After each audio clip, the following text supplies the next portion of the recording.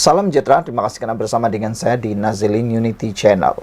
Saat ini, menantu Muhyiddin masih belum pulang lagi.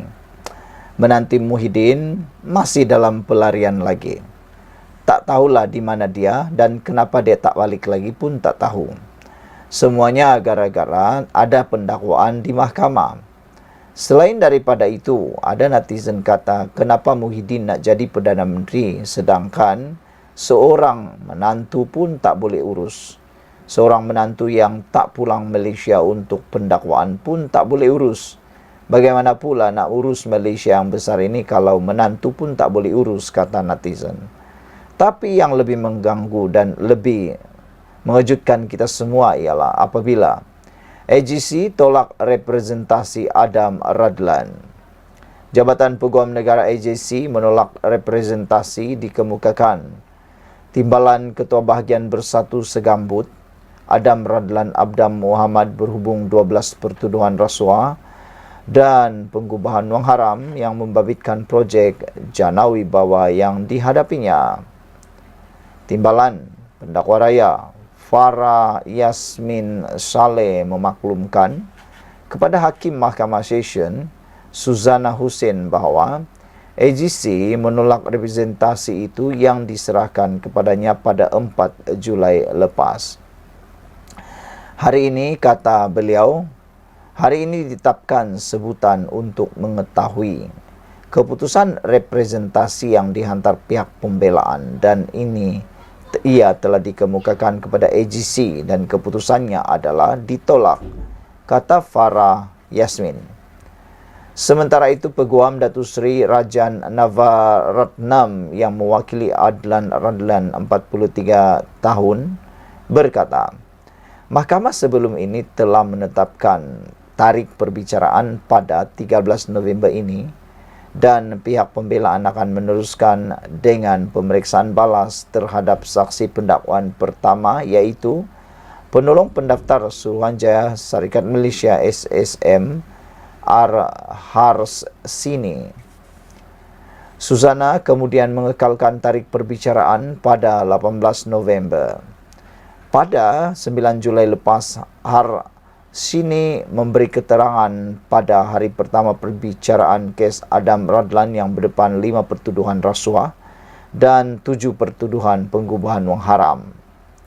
Mengikut pertuduhan, Adam Radlan didakwa kerana meminta suapan wang tunai 3.5 juta hingga, wang tunai 3.5 hingga 7% daripada nilai projek yang akan diperoleh daripada Mat Yusof Mamat yang merupakan pengarah urusan MIE Infrastructure and Energy Sdn Bhd.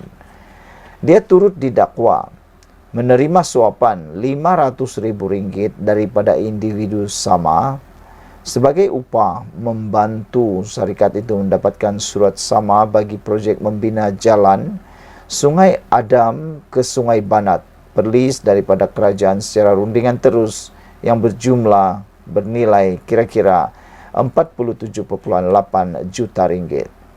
Adam Radlan juga menghadapi 3 pertuduhan menerima suapan berjumlah RM4.1 juta daripada Lian Tian Chuan dan Mat Yusof sebagai upah tertuduh membantu Nepturis dan Berhad serta MIE Infrastructure and Energy mendapatkan 2 projek Jana Wibawa dan juga secara langsung meminta wang RM2 juta daripada Lian sebagai upah membantu syarikat Nepturis mendapatkan projek yang sama.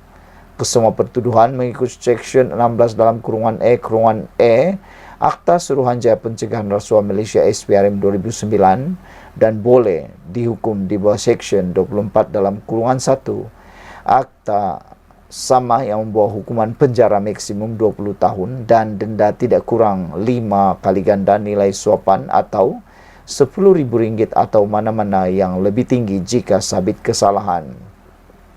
Adam Radlan turut berdepan 7 pertuduhan pengubahan wang haram berjumlah RM3 juta lebih RM3 juta mengikut Seksyen 4 dalam kurungan 1 kurungan B Akta Pencegahan Pembiayaan Keganasan dan Haram daripada aktivis haram 2001.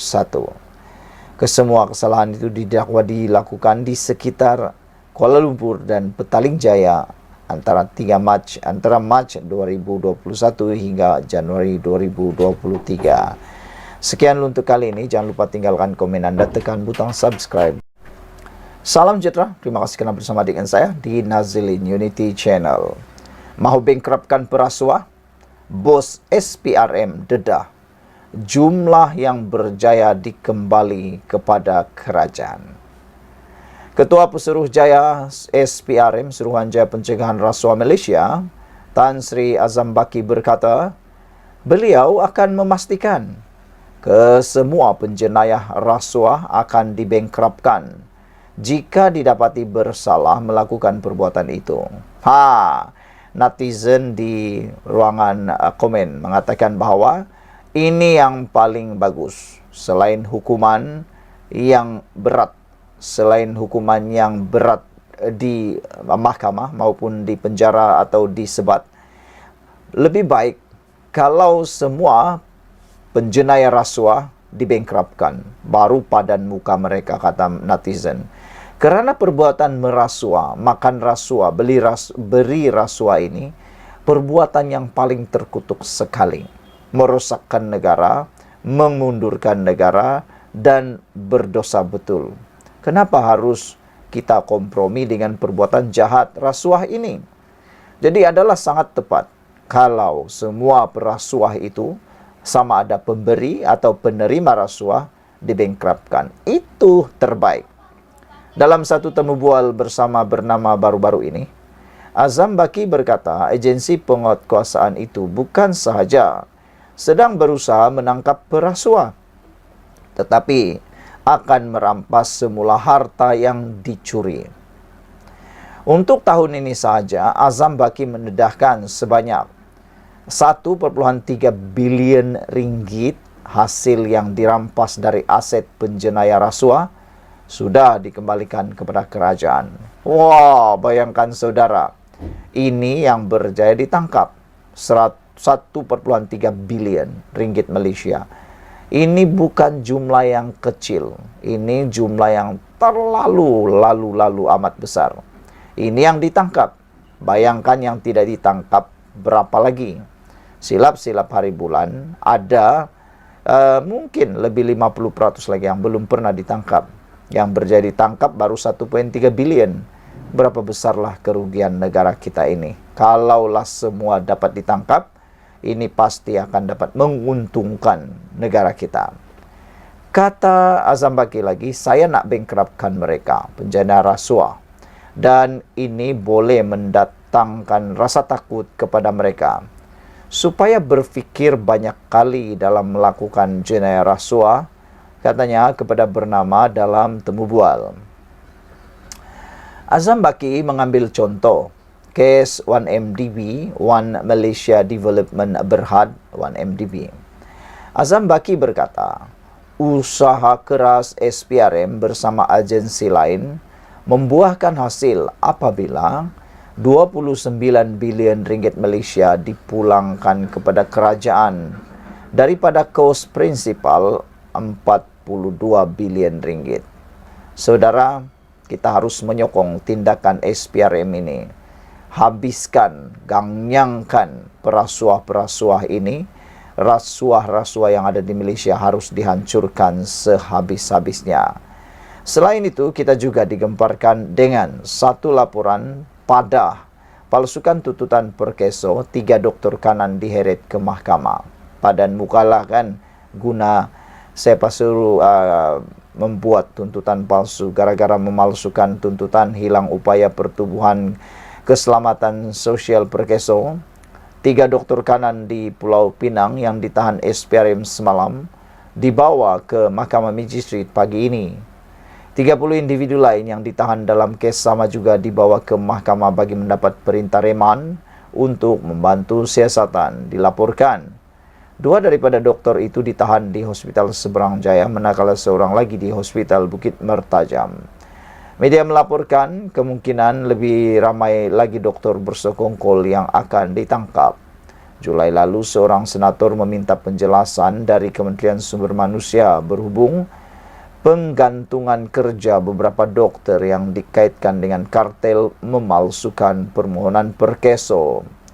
Senator itu, Dr. R.E. Ling Geswaran, yang juga bekas pengarah Hospital Sungai Bakap, mendakwa kartel ketika ini sedang melobi supaya dokter yang digantung itu kembali bertugas di hospital sama.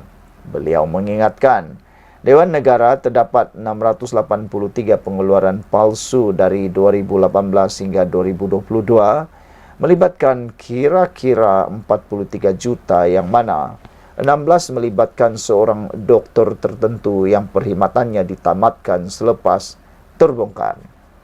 Sekian untuk kali ini. Jangan lupa tinggalkan komen Anda. Jumpa lagi.